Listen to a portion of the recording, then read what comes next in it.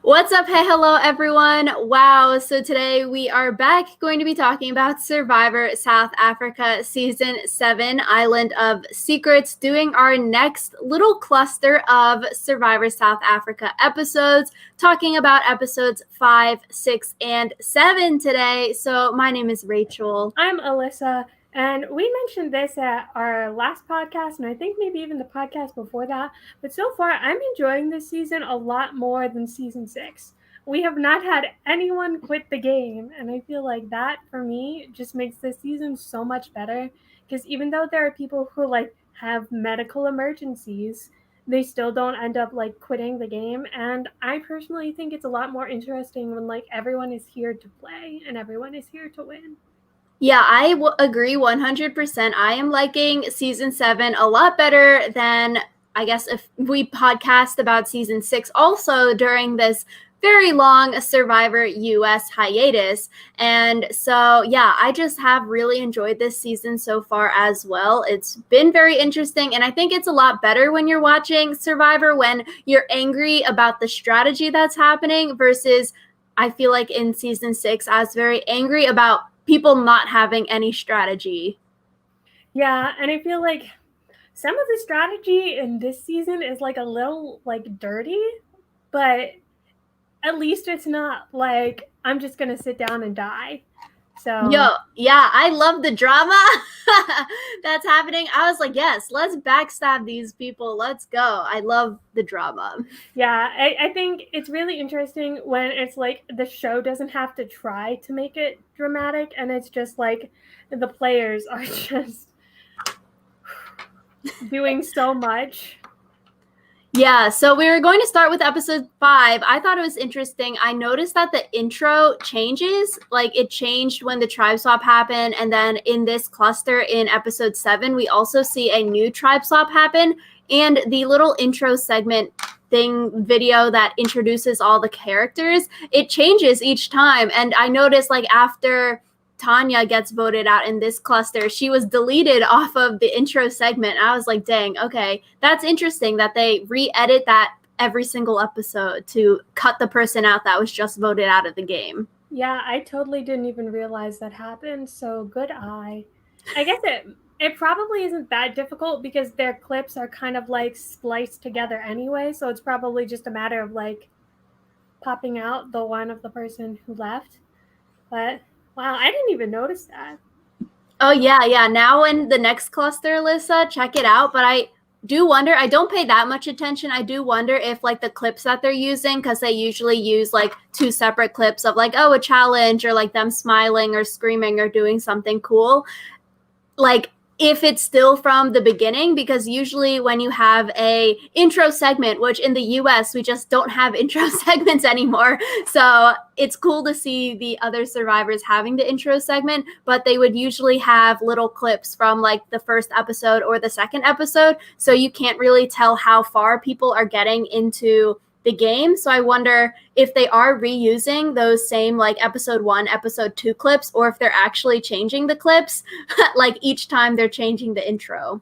Yeah, I know that in US Survivor, one really popular method to try and figure out who is voted out first is to see who is confirmed to have gotten to episode 2 or Yeah. further because they have a different buff color or whatever. So yeah, I wonder if they do consider that or not. But I guess it's at that point you already know that they make it past the first 2 episodes. So, I don't know. Man, Yeah, I need I to like actually pay attention to the intro now. it's interesting, but also like I think people that are like super sleuthers, they'll get their tinfoil hats on, will do that kind of like nitpicky eye research, like, oh, like did they edit out the buff or like poorly photoshop the color or something, or like in the Survivor US finale, oh, they just had Natalie in the background with Tony, so we knew Natalie won her way back in. So I feel like I haven't noticed any like super spoilers like that, but maybe other survivors are just better than the US. Yeah, it could also just be Rachel and I were also talking about this before we started, how on US Survivor we normally hold ourselves to a really high standard of analysis, and it's really different watching 3 episodes at a time. Everything has already been filmed or whatever. And while we're trying really hard not to get spoiled, last time we did get spoiled and we knew who the winner was going into the finale. And so I feel like it's very different in hindsight, like looking at all of these things and trying to be like, oh, did they do this, this, and this? Just because we're not like keeping up as it's happening. So, yeah. Yeah, and I guess if any of you all watching are like super sleuthers, I like watching Bachelor Fan Take on YouTube, and I think Alyssa, your sister, watches them as well. But they have a channel where they literally go into like the Bachelor franchise previews, and then they can tell how far people are going to get into the season based off of like previews, what people are wearing, like, oh, who's getting a rose, who's not. So like that's what it reminded me of from this intro video. Yeah, it's so cool to me that someone would like spend the time to do that, but also I feel like I don't have enough attention to detail to make that work. Yeah, I'm like, oh, a 3-minute video, nice. Yeah. Maybe when we get like new previews for Survivor US, we can become like Bachelor Fan Take. Yeah, we can try being super sleuthers. Yeah, so side tangent, but going back into episode 5 of this season, we start with a reward challenge. It was a memory game, and then the winners will get a sponsored smoothie bar, which sounds freaking really good. And I don't know, it was an interesting challenge, but also I thought it was a boring challenge, and you could just fast forward until the end because like the points really don't matter until whoever gets the winning match. Yeah, and I feel like also we didn't see enough that we could like play along with them. Like the way they were doing the board didn't really make it an interesting challenge to watch. Like I used to play a lot of those memory type games as a kid, and so I was like, oh, I wonder if I'll be able to like figure out where all of the matches are. But then they didn't like show us enough for that to be like possible. So yeah, I think they should have added some sort of other element into it rather than just have it be the memory game. But it wasn't like a super, super bad challenge. Like the way I think of like super, super bad challenges are like the 21 flags challenge that we've seen on like really old seasons of US Survivor, where it's boring to watch and there's also a way to get a guaranteed win. So yeah, which Alyssa and I do have a DIY of the 21 Flags challenge on this channel. So if you wanted to hack a challenge, that one does have a way that you can guarantee yourself a win. But in this challenge, they tied 666 at the end, which was like, oh, that's interesting. And so purple got first, yellow got second, and blue got last place. Yeah, the most interesting part of this challenge were the people talking on the bench. So that's not super great. I was telling Rachel I can't remember anybody's names, but I think one of the people talking on the bench might have been Rocco. Oh, it was Rob and Nate. I got an R name right. Okay. Yeah. So Rob and Nate, and they were talking on the bench about like potential strategy with who to send to the Isle of Secrets, and then also potential strategy about who to vote out. And I thought it was interesting because I feel like this like string of episodes had a lot about throwing a challenge in it. And so the concept of throwing a challenge was first brought up in this conversation at the reward challenge. One of them was like, we should just throw a challenge so we can get rid of, I think it was Mike they were trying to get rid of. Is there even a Mike on this season? Yeah. Nathan wanted to throw a challenge to get rid of Jeff or Mike to get the numbers, which is interesting now that I'm thinking about it, because in a few, I think in next episode, so in episode 6 of this series, we see Nate thinking like that he's on top of the world, but turns out Jeff and Mike want to vote him out.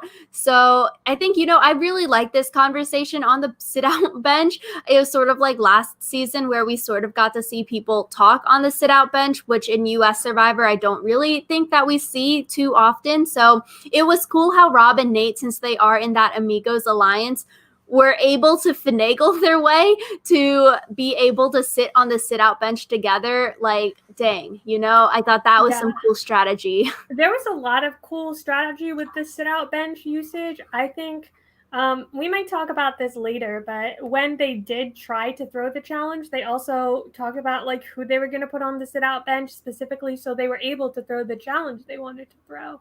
So that was really interesting, I thought. Like, I feel like a lot of times in US Survivor, the challenge, like who sits out at a challenge, is just like who physically can we do without, which is why like Sandra was known for being on the sit out bench so much. Like it was never like, oh, I want to throw this challenge and so I need to put someone on the sit out bench who's not going to let me throw the challenge type thing. So yeah, I feel like it's something in US Survivor that we don't really like hear a lot of the strategy, and we never hear about people throwing challenges first of all. So could be editing, could be that they frown upon throwing challenges and that's why we don't hear about it, so it doesn't like inspire other people to throw challenges. But I think like the strategy of sitting out and like sitting out purposefully to be able to talk to your ally, or purposefully sitting someone out that would hinder you from throwing a challenge, is just very, very interesting. And so I'm glad that we did get to see that here. yeah, I liked this string of episodes a lot, and that was one of the reasons I really liked it. So yeah, and so going into another cool thing that happened, they go to that smoothie reward. It looks so good. I'm like, I want a smoothie now. And a cool thing, Meryl sees a package behind one of the signs, which it was like, oh, a health smoothie hut. And so it was behind an immunity booster sign. And so she's like eyeing it. She can't get it. Everyone's there. And so she brings in Dante, which I thought that was a really smart move because I guess like seemingly they're on a bottom two, since it seems like a 2-2-2 split on that tribe. And so Meryl does a distraction and then Dante grabs it. yeah, I thought that was interesting because Meryl tried so hard to get it for herself and she couldn't do it because her arms were too short. And I feel like that's one of those things where we talk a lot about like, oh, how is sometimes like the challenges or advantages structured to help one kind of person more? And it's like if Meryl was 3 inches taller, she wouldn't have had to tell anyone that she had an advantage.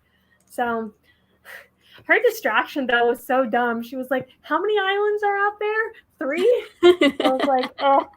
But yeah, they got the immunity clue, and then the clue led them to something that was going to be in the immunity challenge that they next went to. So yeah. that ended up being a fun time. Yeah, so I guess before we head to the immunity challenge, we also see Doral and Jacques talking, which will end up being foreshadowing for the end of and who gets voted out this episode, where Jacques wants to bring in Doral and he wants to work together, and he tells Doral to not be concerned about his spot in the game, and they bond over their dislike of Felix. Yeah, I thought that was really funny because it was like everyone was so like against Felix and they had all these complaints about Felix, and then they never really showed, like maybe they did in a previous episode, but I can't remember anything about like Felix not being liked before this point. So it kind of came out of left field. But then considering that Felix is the one who gets voted out, like I understand why they did that because it kind of set up him getting voted out, him being Felix. But like I was like, whoa, why are we suddenly hating on this guy I have never heard of before? So that was a time. Yeah, and so I thought it was interesting. Definitely looking back, it does help to foreshadow. And then going into the island of secrets, Jeff goes and got sent to the island, but it's only for the night. And so it's not like in the last cluster of episodes that we talked about where people can just randomly skip out on tribal council, which Alyssa and I weren't a fan of that kind of island of secrets twist. But Jeff goes there and he's going to come back at the immunity challenge the next day, so he's not missing tribal. And he gets a moral dilemma, sweets or the firewood. And he picked the sweets, which I was like, okay, cool. Like, that's really good because you can use it to barter. And it's sort of like in Australian Survivor, they do this a lot. And or even with like the peanut butter in Winners at War, how people use food to be able to like curry good favor or to get allies on their side. I really wish Jeff used it like that, but he told the whole tribe about it. Yeah, that was kind of dumb. Like, I feel like there are some people I see definitely playing this game really hard, and some people where like I see they have potential as survivor players, but then they do dumb stuff like that. So I don't know why someone would choose the firewood over the sweets though, because it looked to me like every tribe was doing fine on firewood. So yeah. Yeah, I don't know. I just wish that people, and when we talk about Islands of Secrets for like the next 2 episodes when people go, and like people literally, I don't know. I think they could have come up with like better stories or better lies. I don't know. I think with Jeff going there and taking the sweets, I think he could have used it more to his advantage rather than just sharing it with the entire camp. Like, okay, cool. Like, you get everyone on the camp on your side. They maybe like you a little bit more. They're happy for a few days because of the sweets. But I think sort of like how Jericho used the cookies in Survivor Australia, or even how Winners at War, they're using the peanut butter. I just think with getting something like candies, there's just so many cool things that you could have used if he felt like he was on the outs. You know, you hide that candy and then you bring people over and then you try to get people on your side through it, or like have a secret alliance kind of thing. I don't know. I just think stop sharing stuff with the whole tribe. Yeah. That's a common theme actually, where people like share everything with their whole tribe and then are like, I made friends with everyone, and I'm like, that's not really how this is supposed to go. That's what I feel like. If you make friends with everyone, it's a net zero gain. But if if he used it like and shared it with 2 people, that's a +5 versus everyone else is a +0. I don't know. If you share it with everyone, it's a +0 to everyone. Or like maybe it's a +1 to everyone, but then everyone also knows that everyone else like likes you more. Like, it's just weird. Yeah, I don't know. If you wanted to share with everyone, bring everyone to the side one by one and share with everyone secretly. Yeah. And just hope everyone else doesn't like compare their secrets. But I think if he chose like 2 or 3 people to share it with and created some kind of like majority or like faction or like super alliance within that to like get people closer to him, that could have worked better. But obviously, I guess maybe it'll lead to something, but we didn't hear anything about it after this episode with the candies, so it probably is not that impactful. Side note, I wanted to know what kind of candy it was, because I didn't recognize it. Like, it didn't look like jelly beans, but it also didn't really look like hard candy. I don't know. That was one thing that, like, I watched this episode right before dinner, so maybe that was what was going on. But I was like, what is going on with these candies? Yeah, right? They didn't look squishy. They sort of looked like hard, kind of like not like taffy, but like hard rock candies or something. When he dropped them all on the ground, they didn't like stick to dirt. Like he picked them up and they were clean looking. Yeah. So that was just a random aside that I had. South African candy, maybe. Something we probably have not seen before. Something magical that they only have in South Africa.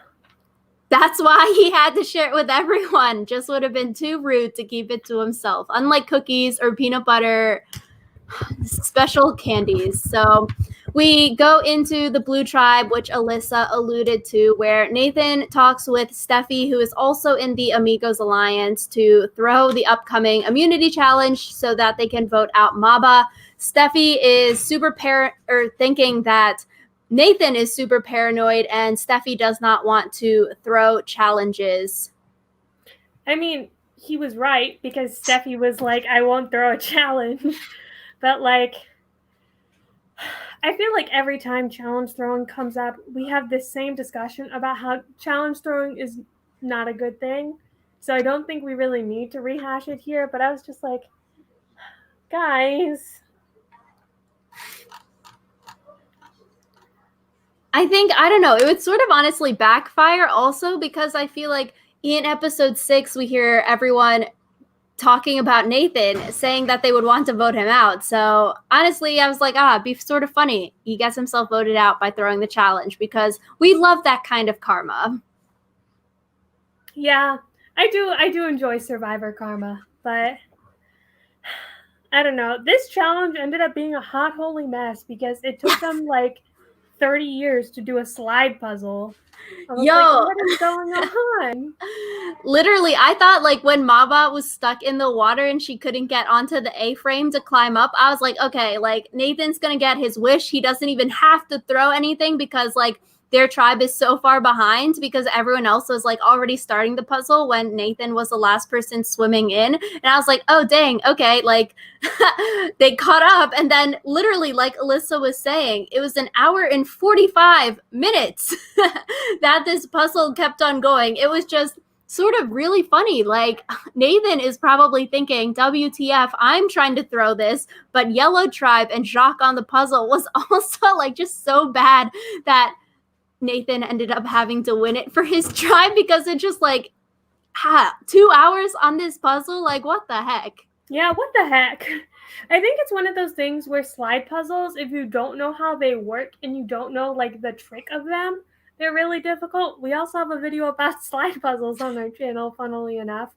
But I think that's one of the things. But I also thought like it was kind of funny, but also kind of pathetic that someone trying to like actively throw the challenge still ended up winning second place because Jacques was like so bad. And then Jacques doesn't even get voted out. Like, what the heck? My winner pick stays in again. Yeah, I thought it was interesting because like we'll talk about it next because everyone was mad at not Jacques for the puzzle, but Felix. And I was like, this is just such a funny turn of events. But yeah, this puzzle lasted way too freaking long. Maybe Jacques was also trying to throw it so that he could vote out Felix. And so then both tribes were trying to throw it. But like an hour and 45 minutes, come on, that just looks so bad. Like either you're not intelligent or it looks like both of you are trying to throw it. And even people thought that Nathan wasn't trying and he was trying to throw it. Yeah, so this whole challenge just gave me so much stress because I was like, oh, it's going to be like a blowout. And then it totally wasn't.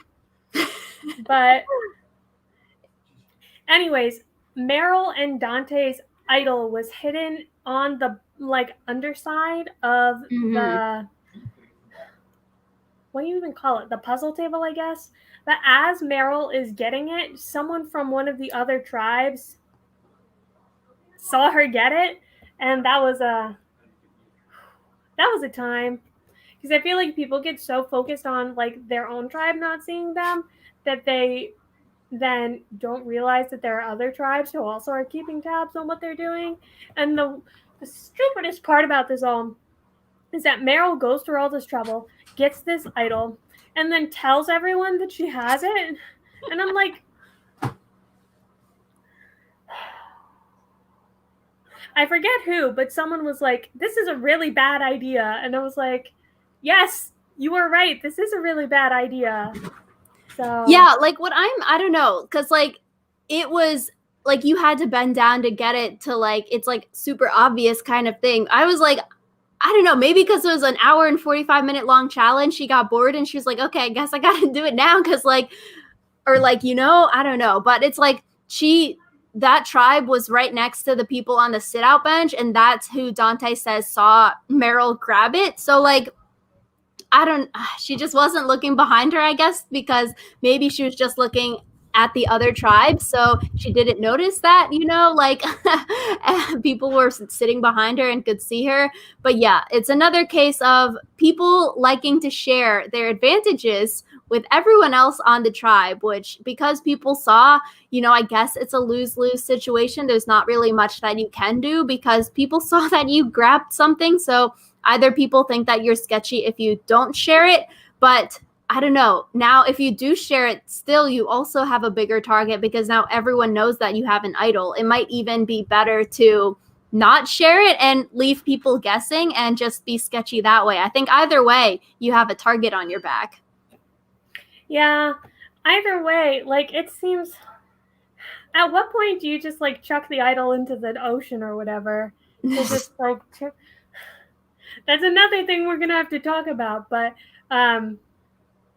yeah, it just seemed like Meryl did not do it with as much grace as she could, especially given the amount of time they ended up being in that challenge anyway. Like, I'm sure if she had waited like a half hour, no one else would be paying attention.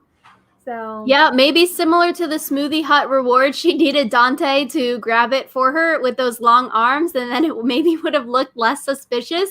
But Rob does say because Meryl told them that she does show that she trusts them, so maybe that they can trust her, which is interesting because on this tribe now, Rob and Nicole have an idol together, and Dante and Meryl have this idol, which I wish we could have seen play out, but we, alas, do not get to see that play out yet. One thing about idols that we do get to see play out, though, is that Doral has an idol. I think someone has an idol and then goes swimming in the ocean with the idol in their swim trunks and loses it in the ocean. His and I fake heard idol. that, and I just, like, my brain exploded. Like, this is possibly the most important possession that you have in the game, and you just lose it in the ocean? I was like, maybe that's why Doral doesn't get a lot of screen time. But, like, it was his fake idol, but I don't know. It's still sort of bad. Like, and then he tells everyone that it was a fake idol and that he lost it in the water. It's just like, this guy's sort of weird. Yeah, I think, like, it's just one of those things where if it happened to a fake idol, how do we know that it wouldn't have happened if he had like a real idol? I don't know. Doral just confuses me because I think we only really saw him like in part of one episode last time, and now he's basically not getting screen time, even though half the tribe seems convinced he's going to get voted out.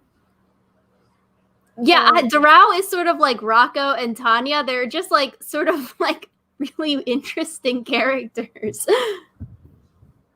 Which, yeah, so after the immunity challenge, going into the yellow tribe who loses, so Jacques on the puzzle, you would think that the 2-hour-long puzzle would blow back on Jacques because Jacques wasn't really listening. Sepe was trying to give him advice, pointers on how to do the slide puzzle, but Jacques didn't really listen. You would think that the blowback would land on him because 2 freaking hours, like, come on, people, that is way too long. But Felix is mad at Jacques, so I was like, okay, yes, that's warranted.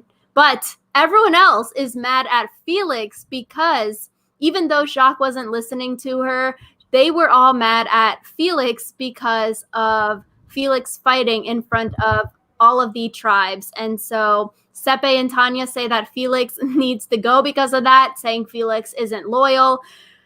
I was like, dang, that's sort of funny how like the blowback landed on Felix, but I think I would agree and I would be more sketched out by like Felix fighting and like fighting with them and showing not a tribe unity to other tribes because like, you know, information is power. And if you're showing that kind of attitude at an immunity challenge where people can see your tribe dynamics, like that's not power. Yeah. I don't know. I just think the thing with Jacques is that, like, their tribe is dwindling in numbers enough that they should be thinking at least somewhat about who's going to be able to help them win future immunity challenges. And I was surprised that never really seemed to come up when it came down to, like, the decision between Jacques and Felix. So that was just one random thing that I noticed and was confused by. I'm glad, my winner pick Jacques is still in it. Even though I was like, he could have been voted out this time, the next episode. So it was interesting. We also see Felix arguing with Doral at camp. And so Felix thinks the target is Doral, thinking that everyone is going to vote him, but actually it is doing a 4-1 to Felix. And Doral, like we were just saying, is so interesting because he later goes to Felix and he's like, I don't feel safe, which is good acting. So if Felix did have an advantage or something, he wouldn't like play it or anything, to like tip him off. But then Felix is like, yeah, you shouldn't feel safe. I'm like, what the? Yeah, that was very weird. Like, especially because it wasn't like, oh, no one should ever feel safe in this game. It was like, no, Doral, you specifically should not feel safe and you probably are going home. Like, that just struck me as so odd. Like the editing in the back half of this episode just confused me, honestly, because it was like, what? Everyone seemed very confident that their chosen person was going home, but not for any like specific reason. So it was Yeah, it's sort wild. of like bad gameplay on Felix also. Like if Doral had a real idol and he didn't lose his fake one in the ocean, you wouldn't really want to say to his face, like, yeah, dude, you're going home, because then he would play his advantage if he had one as well. I think, the move here would be the person that thinks they're going home goes up to you. You've got to like satiate them and just be like, yeah, like, let's think of some plans or whatever, like bluff them so they won't play their advantage. But it doesn't matter because neither Doral nor Felix has any kind of advantage. I thought Sepe had a funny line here when Doral lost his fake idol, when she says like what he was going to do by like doing the fake idol stuff would be a cruel thing, and she's glad that the Lord took the idol away from him. I heard that and I was just like, we're just not even gonna we're not gonna process that. We're just gonna ignore that. That was a line. So yeah, going into tribal council, I thought kudos to Doral. He had a good performance, faking it, saying like whining, oh, nobody wants to be my friend, I'm gonna get voted out. Tanya was also very good at acting and faking it. And I was just glad Felix got voted out. Sucks. I feel bad for him. It was a blindside, but I think because of this edit was better. At least it wasn't like the Paul blindside, because we just didn't see that coming. Yeah, I think this edit was definitely better. You definitely got more of an idea that there was a legitimate danger for someone other than Doral to go home. So, yeah. Yep, Felix goes home, and now we're down to the four of them on the Yellow Tribe. And it's the start of episode 6, we see Jacques tell his tribe, so with Sepe, Tanya, and Doral, about one of his advantages, which is the extra vote advantage at Merge. Not about the idol, which spoke too soon, because later on he does tell his whole tribe about the idol before the immunity challenge happens. But also, I think the timing was sort of there for telling about the idol, but also really awkward if you 4 lose again, because then there's only 4 of you and everyone on the tribe knows about your 2 advantages. Yeah. And then that kind of happens because they win the reward challenge, they win the coffee and donuts, but then they lose the immunity challenge. And it's basically kind of like a foregone conclusion that Tanya's going to go home. So that was kind of lame. Yeah, so going back to the beginning of that episode, Alyssa gave a nice preview of where we are going in this episode. We see that Blue is mad at Nathan. Steffi's annoyed with him. Cobus thinks that Nathan was throwing the challenges, or like Nathan doesn't try at camp. He's always being lazy, stuff like that, which yeah, sort of comes into play with Island of Secrets, but it doesn't really come into play yet that we've seen. We see Dante wants to vote Rob out on the other tribe. Dante doesn't like how Rob walks around with the flint, so he hides it. So Rob can't have it, which is interesting because I feel like Alyssa and I last week, we've talked about like people using the flint as power, like, oh, I'm going to hold on to the flint, or I'm going to hold on to like the machete or XYZ and use it for power or getting ahead in the game. And I was like, that's so interesting. Like, we don't see that in US Survivor, where people like hold on to these things to use them as power. So it's like interesting that Dante took it because Rob has it all the time. Yeah, this whole thing, it was just very strange to me. Because it's like, I thought Dante was going to like give the flint back after a while, or like find it or something.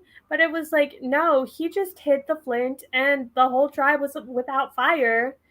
But I think what was really interesting about this situation was the way Rob turned it to actually be in his favor. Because Rob has an immunity idol. And he basically gave this whole speech about like, yeah, I messed up. I'm the reason we don't have flint or fire. You should vote me out. And like, if I were the people, alarm bells would be ringing in my head because no one ever asked to be voted out. but like the fact that he like was taking responsibility for something that obviously wasn't his fault in order to be able to get everyone's votes on him so he could play the idol and then get someone he didn't like out. That was like pretty good 3D chess thinking.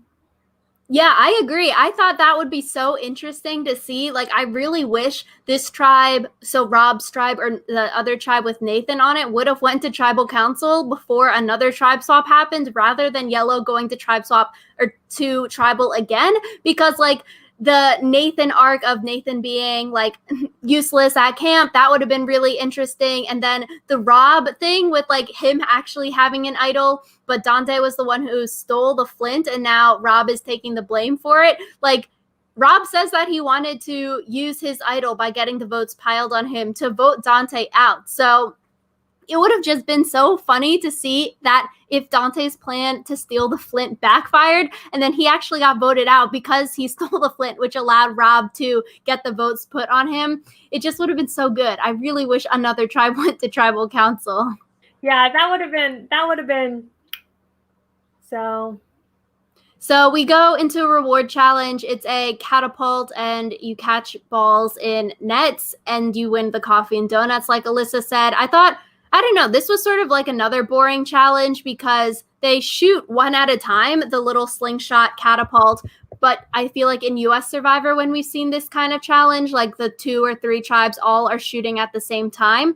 But with one person shooting, it doesn't really matter who's shooting, because I feel like it's sort of a crapshoot on like who gets to catch it, because you could like be super bad at catching or run really fast, and it's just like about the aim and stuff. So I don't know. I didn't really like this challenge. Yeah, I didn't really like it because there was no way for it to like be more fair, I guess. Like, there was no way that your tribe had an advantage when you were the one who was like aiming.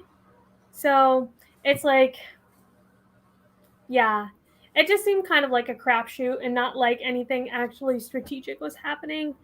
Which I think is why the Yellow tribe was able to win, because I was so surprised. I was like, dang, okay, Rocco's the pro athlete. He's totally gonna beast the like Yellow tribe, who is like sort of like small compared to everyone else. I was like, okay, go Yellow, because they were on the losing streak. Good for the Misfits, which is their foursome that they named themselves. And so I thought this was really interesting with who the Yellow tribe got to send to Island of Secrets. So they get to pick one person from both of the losing tribes to go.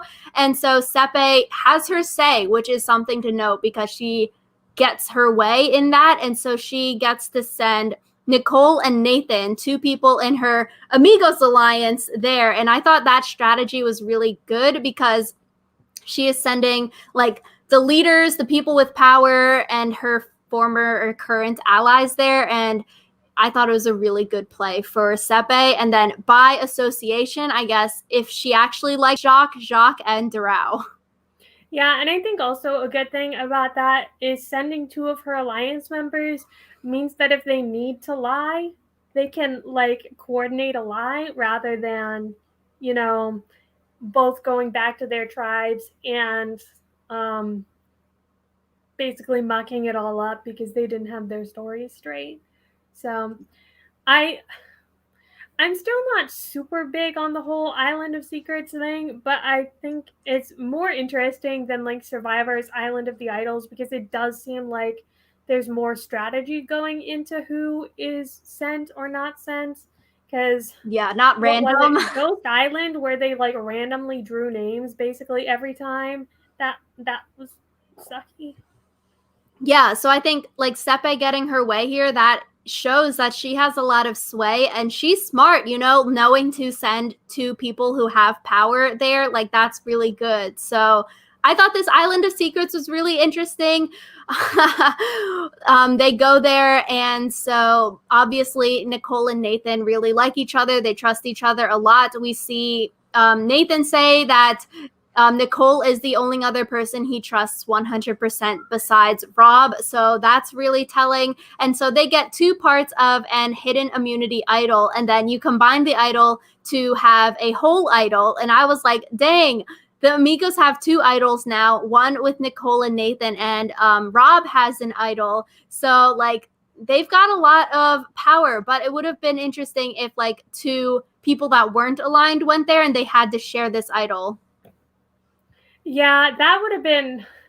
I feel like a lot of times when we see idol halves, like when we saw it in Survivor Season 40, it ends up kind of blowing up someone's game if they end up tied to someone they don't really, like, care about.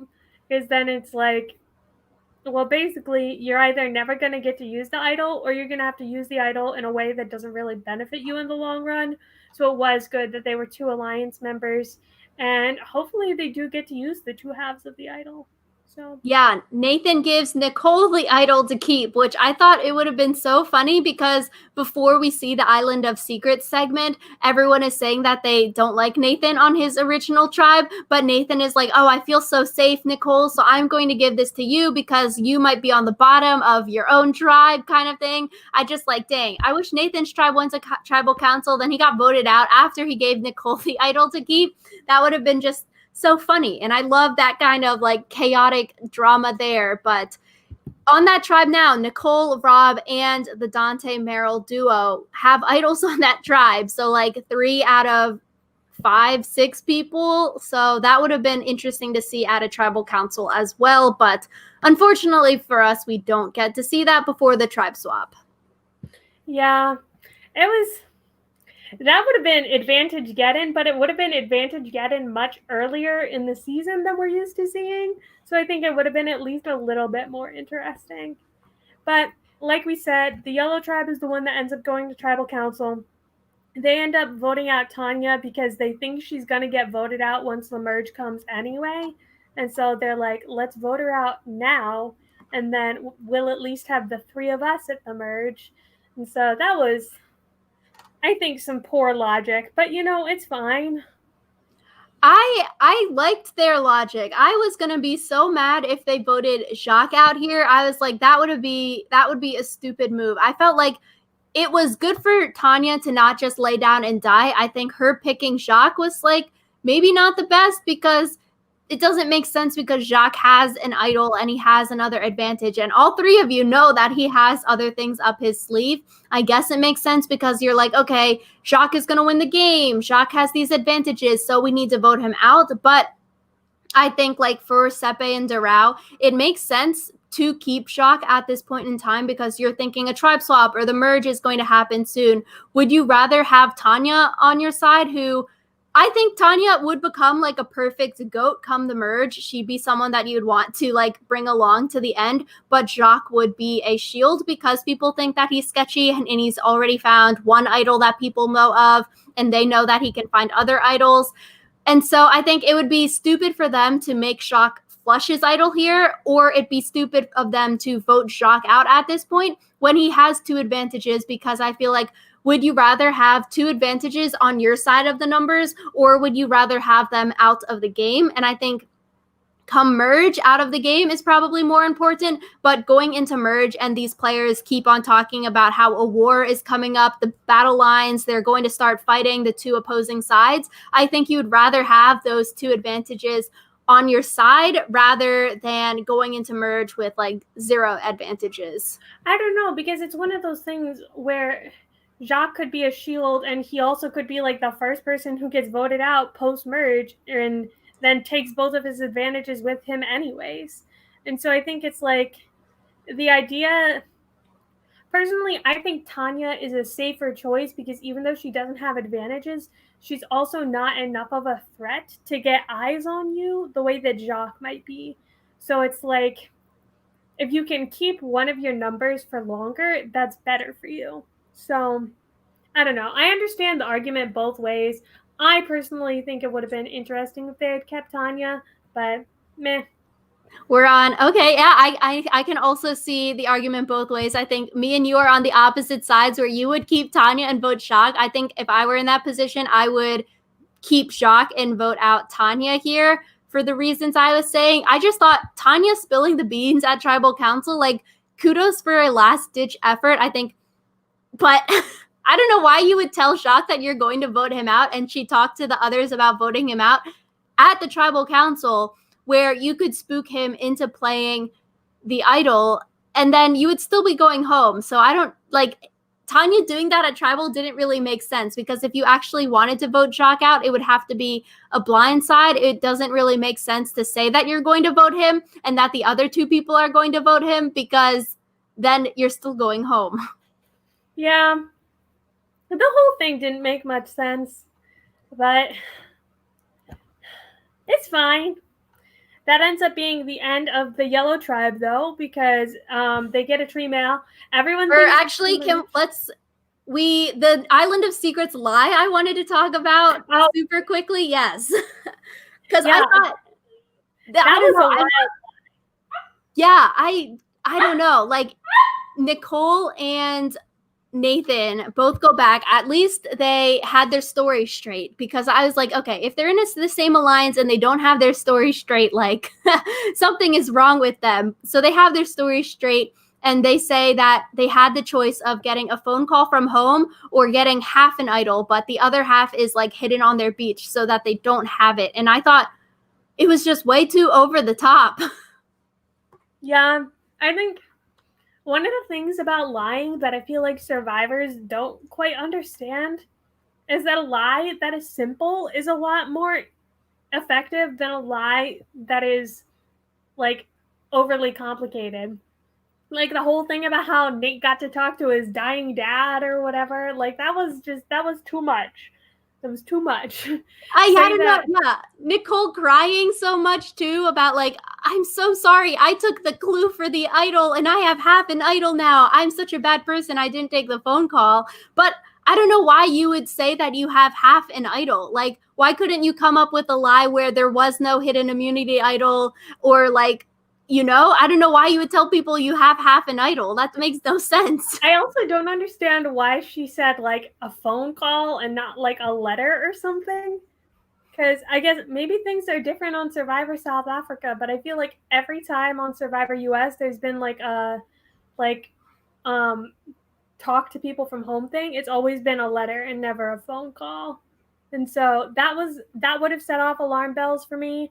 And just like literally even saying you have a clue to an idol is better than saying you have half an idol. Like it was just it was a bad lie. Yeah, which people do catch up on because like when the tribe swap is going to happen in the next episode, people call her out. They're like, why aren't you looking for the idol? Like we're about to leave this beach. Like what's up, girl? Like either you have it already or like you're lying. So I don't know why you would say you have half an idol. Why would you even say that an idol was there? You could have said like, I don't know. I think a better lie you would have to come up with and just say there was no idol. Maybe you have some kind of advantage for the future or just say, Nathan, there was no advantage. We both lost. You had to like draw sticks and we both didn't pick the right box or something. I don't know. Nathan also spills way too much beans with his lie. He basically tells his whole tribe the entire blueprint of like what is happening with Rob and Nicole. And I don't know. It's just sort of weird that I don't know. The whole lie was just sort of weird because he talks about getting the phone call from his dad. Yeah. I just like, it was one of those things where I was like, how did they come up with this? Like that was such an intricate lie. Like it's so complicated. Why would you do that? Yeah, I was like, okay, just say there's like 4 boxes there and you each could pick 1 out of 2 and you both lost. But then maybe people wouldn't believe that also. Or literally just say, both of you say that the other person has the advantage, kick the can down the road a little and see what happens. Yeah, I don't know. I was like, I think a good lie, like, I was thinking about this last night before, like, after I watched the episodes. I think a funny or maybe a plausible lie would be in, like, Game Changers when Debbie got the reward challenge with Cochran, where you can go and be like, oh, we had Island of Secrets with some former player. We had it with Tom of last season or whatever, and we could talk to him about, like, the game. And we had a feast. and just say there was no hidden immunity idol, because I don't know why you'd want that target. Then you could talk about, oh, our nice lunch with this former player. And I think that would be a better lie and maybe more believable if Survivor South Africa brings back people like Cochran to do a reward challenge advantage, because I think it could be believable in US Survivor if you said something weird like that, and then no advantages, no one thinks you're faking it, no one thinks you have a half idol. Yeah, I just think because Survivor South Africa is like newer, they don't have 40 seasons worth of bullshit to draw on. So I feel like that might be part of the reason why they can't lie as effectively. But just That yeah, was funny. yeah. I feel like lying should be one of the skills that you practice before you go on Survivor, because I feel like some people's games literally boil down to the fact that they cannot lie. And lying is something that you do get better at. So practice lying to your friends and family today. Maybe Alyssa and I are lying to each other right now. Is this really what we believe?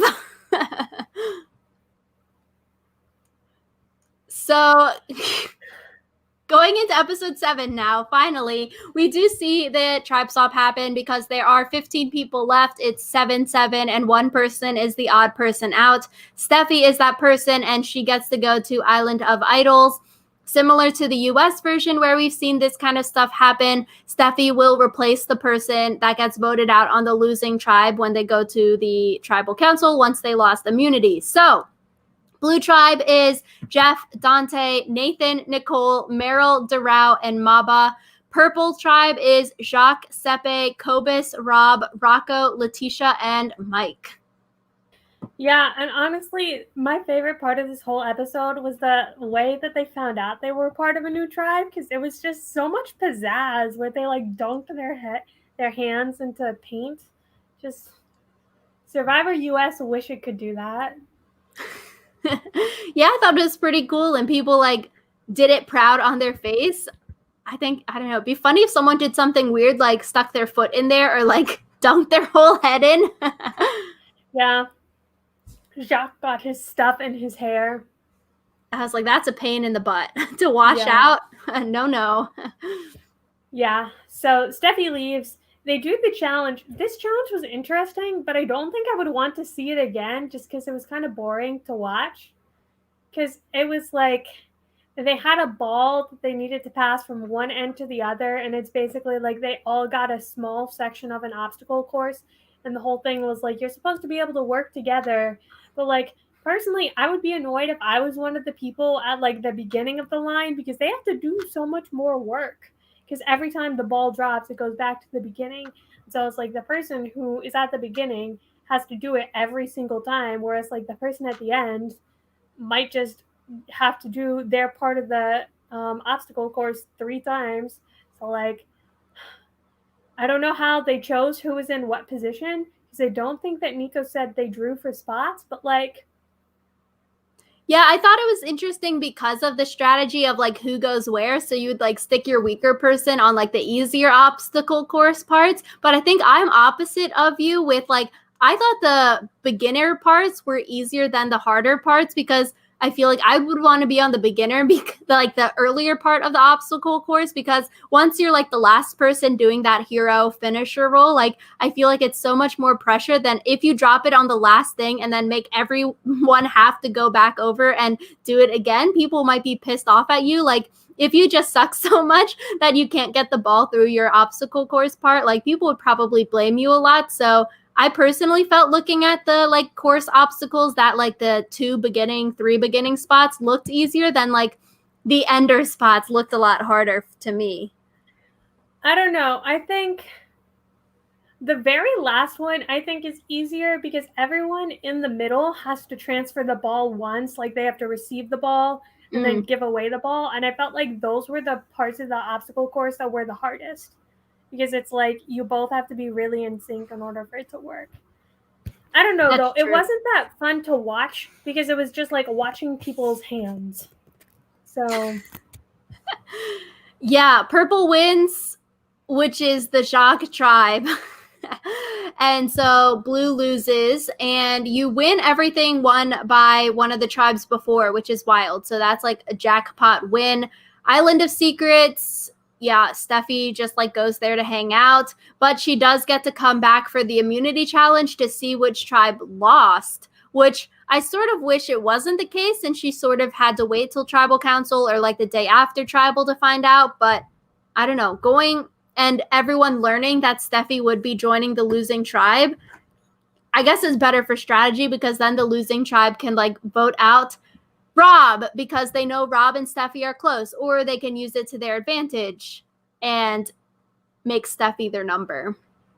Yeah, this whole thing just, I wish there was consistent rules about the Island of Secrets. Like, that's my main thing. I think I said it last time, but I would like to say it again. Where, like, I wish that it was either they always get to stay on the island the whole time, or they always go back before tribal council. Like, it was just weird. Yeah, so going into New Blue Tribe, it seems like sort of like a 2-2-2-1 split. Mike and Maba are close. Dante and Meryl have an idol together, and Nicole and Nathan have an idol together. And then Doral, he's just sort of there, even though he was on the same starting tribe as Mike and Maba. It did seem like Nicole and Nathan and Mike and Maba would all team up, and they wanted to go against Dante and Meryl, which maybe we'll see in the next few episodes before the merge, because I think that would be a cool clash of titans. But also, I sort of do want to see Nicole and Nathan, like that Amigos group, sort of take a hit, because otherwise they're going into the merge probably where a pagonging is going to happen, because they have a lot of people on their side. Yeah, like, I feel like I'm not really personally invested in anyone, so I kind of just want whatever will make it most interesting. So I'm also kind of with you with wanting the Amigos to take a hit. So I feel like a lot chaotic of times energy. In US Survivor, there's like one person that I really like for no reason other than I really like them. But I don't really have that with Survivor South Africa. So yeah. So yeah, Nathan is weird also. He keeps on hurting himself. So like we have so many weird people. Yeah, he cut himself with his knife, and they like showed it, and I'm normally not squeamish about blood, but for some reason that just made me go like, ugh. Charisma 2.0. Yeah, obviously. So we see New Purple Tribe. Rob ties the idol to his belt, which I'm not sure what that means on my notes. Do you know what that means? No, I don't. So I wrote SMH to that. I really have no idea. Maybe because Rob has an idol, Jacques also has an idol. So they also have 2 idols on this tribe. So there's 4 idols in play total right now. And Rocco is just interesting also. I don't know. He just like has such interesting plans, like the whole all boys alliance, to now saying, yeah, I don't know. He's just interesting. My notes are sort of, I don't understand my own writing now, but yeah, Sepe also has some interesting plans, and she says we need to vote the athletic boys out. We need to start playing the game, to where Mike has a remark commenting back saying that Sepe was being very patronizing. It's not your fault that your tribe sucks so much at challenges that you had to play the game sooner than we had to. Yeah, that was... This tribal council, I was just zoned out the whole time, but I just remember, like, blinking a lot, like, the slow, like, they really said that blink, so, yeah. Yeah, so I feel like we didn't really see too much before the immunity challenge of, like, tribe dynamics or anything like that. The immunity challenge, it's the running around laps sort of in the water on the beach challenge. I like this usually because you get to see who's, like, dead weight on your tribe, and it sort of confirms what you're thinking. And I think everyone looking at these tribes, you could see who probably would be the weak link and not be able to run as many laps as other people. But like, they literally only ran 3 laps around, and then the immunity challenge ended. And I was so disappointed, because it's just so fun to see when it's like 10 or 20 laps, really push people to their limits and make them keep running around even though they're tired, or like, how do you do the strategy of when you're walking versus when you're running? But to lose after 3 freaking laps only, I was so sad. Yeah, I think it was also interesting because the way they had the challenge set up, like part of it was on the sand and part of it was in the water. And the way I recall it, whenever it's been done on Survivor US, it's always been 100% in the water. And I feel like having such a large stretch of it on the sand kind of like made it less of an endurance challenge and more of like a who can run the fastest when they're on the sand. That's what I thought too. I thought it was really unfair. They probably drew for spots of who starts in water and who starts on the sand. But Blue Tribe starting on the sand and running the beach first, like that is so unfair because they like literally caught up because they were on the easy part first. That Purple could never have caught up after that again. And so, yeah. I think you do maybe need to have a thing that's like easier and shorter, but I think having half of it sand and half of it water is just too much advantage for running on the sand, because it's not even like the hard running on the sand because the sand is like soft, but it's like running on the sand at the beach when you're running near the ocean where the sand is hard. And so it's not even like hard running, you know? So I feel like in US Survivor, to make it a little bit easier for certain spots so that people can like rest or that they can catch up, is like the tide is higher, so it's harder to like walk your legs. So I think half of it beach is just not fair. Yeah, it wasn't fun because personally I think it's a lot more interesting when like someone does have to drop out, and we only saw one person drop and it was like 10 seconds before the challenge ended. But then also Nico seemed to be like trying to persuade certain people to drop. And I was like, that's not how this works, buddy. Like, he kept calling out CPay, and I was like... Yeah. It's like, I like watching people push themselves to the limit and also suffer. So 3 laps around, it was like, dang, that happened too quick. Yeah. So... Yeah, Purple loses. They had Sipe and Letitia on their tribe. So maybe if they started on the beach side first, they could have beat Blue Tribe, but they just started at a disadvantage. Rob wants to vote Rocco out. Letitia is afraid that she might go because she got injured at the challenge. And we see Rocco and Jacques talk about voting out Rob. And so at first I was like, oh, I love the chaos. Let's see a flip happen. But also, it doesn't really make sense because, like, it doesn't make sense because Jacques is aligned with Sepe and Sepe is close with Rob and with Steffi by association. So I think smart of them to keep Rob, because now I think the Sepe, Rob, Steffi, and Jacques group will have the majority. Yeah, it was good. Yeah. I feel like the end of this episode compared to like the other ones was kind of anticlimactic to me, mostly just because I didn't like the immunity challenge, and so it felt kind of unfair that the tribe who did go went to tribal council. Yeah, I think like it played out how it should have played out. No super big surprises. I think smart move, I guess, pick someone else to vote out. Rocco has, I guess, people think that Rocco was like the kingpin of the original Yellow tribe. So I guess voting him out makes sense. From what we've seen of Rocco, he seems like he has a lot of plans, but not a lot of social capital. So maybe Mike would have been better because Mike seems to have that social capital because he's close with Maba and other people. So I guess, it makes sense. Cobus, we don't really see much of him on there. And so Letitia, you're going to keep because she's probably a good person to bring to the end with you. Haven't really seen much from her.